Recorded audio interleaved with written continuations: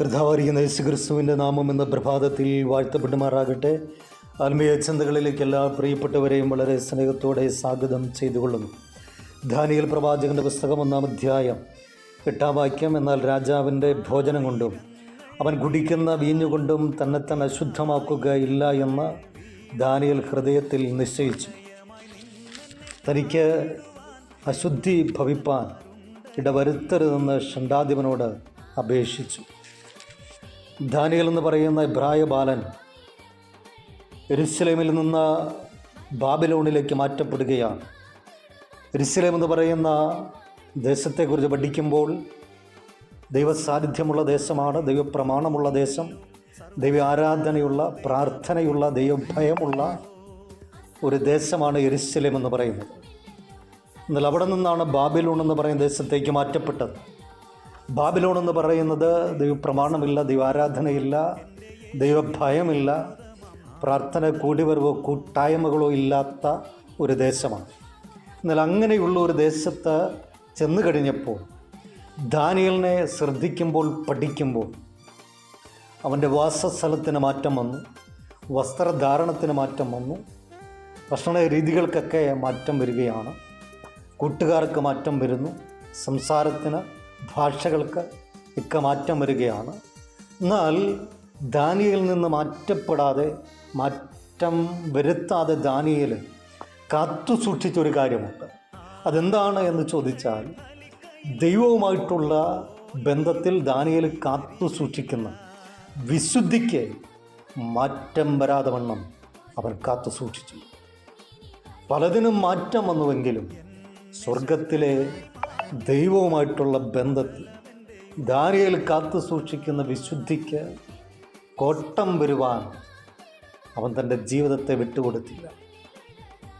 അവർക്ക് വേണ്ടി ഒരുക്കിയിരുന്നത് രാജഭോജനമായിരുന്നു. രാജാവ് കഴിക്കുന്ന ഭക്ഷണം, പാനീയം അവർക്ക് ഭക്ഷിക്കാമായിരുന്നു. എന്നാൽ ദാനിയേൽ ഒരു തീരുമാനമെടുത്തു. എന്താ തീരുമാനം എന്നറിയാമോ?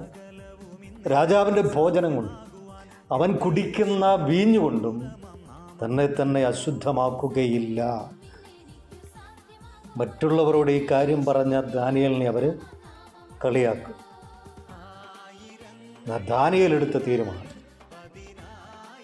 ആ ഭോജനം കൊണ്ട്, ആ വീഞ്ഞുകൊണ്ട്, അത് കഴിക്കുന്നതിലൂടെ, അത് കുടിക്കുന്നതിലൂടെ തൻ്റെ ജീവിതത്തിൻ്റെ അകത്ത് യാതൊരു അശുദ്ധിയും കടന്നുകൂടുവാൻ പാടില്ല.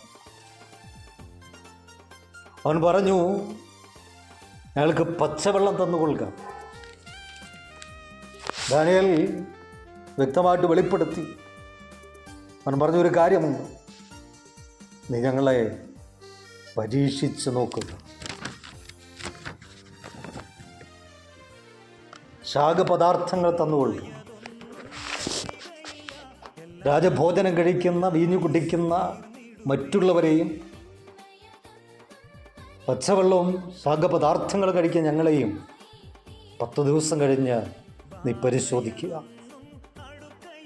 അവർക്ക് മേൽവിചാരകനായിരുന്ന ഷണ്ഡാധിപൻ അങ്ങനെ പരീക്ഷിച്ചു കഴിഞ്ഞപ്പോൾ രാജഭോജനം കഴിക്കുന്നവരെക്കാൾ ശോഭയുള്ളവരും പുഷ്ടിയുള്ളവരുമായിട്ട് ദാനിയേലിനെയും കൂട്ടരെയും കണ്ടു. ഇന്ന് പ്രഭാതത്തിൽ ദൈവരാജ്യത്തിന് വേണ്ടി വിശുദ്ധിയോടെ നിൽക്കുവാൻ കഴിഞ്ഞ അതിൻ്റെ മേൽ ദൈവത്തിൻ്റെ കരസ്പർശനമുണ്ടാകും. വിശുദ്ധിക്ക് വേണ്ടി വില കൊടുക്കുന്ന ഭക്തനെ മാനിക്കാതെ കടന്നു പോകുന്നവനല്ല നമ്മുടെ ദൈവം. വിശുദ്ധിക്ക് വേണ്ടി നിൽക്കാം, വിശുദ്ധിയോടെ നിൽക്കാം. ദൈവരാജ്യത്തിന് വേണ്ടി, അശുദ്ധിക്കായിട്ടല്ല, വിശുദ്ധിക്ക് വേണ്ടി വിളിച്ച് വേർതിരിക്കപ്പെട്ടതാണ്. ആ വിശുദ്ധിയോടെ നിൽക്കുക. വിശുദ്ധിക്ക് വേണ്ടി വില കൊടുത്ത ഭക്തനെ ദൈവം മാനിക്കാതിരുന്നില്ല. ദാനിയേലിനെ മാനിച്ചു, സ്വർഗീയ ദർശനം കൊടുത്തു. ഇത് പകൽക്കാലം വിശുദ്ധിയോടെ നിൽക്കാം, ദൈവത്താൽ മാനിക്കപ്പെടാം. യേശുവിൻ്റെ നാമത്തിൽ തന്നെ ആമേൻ.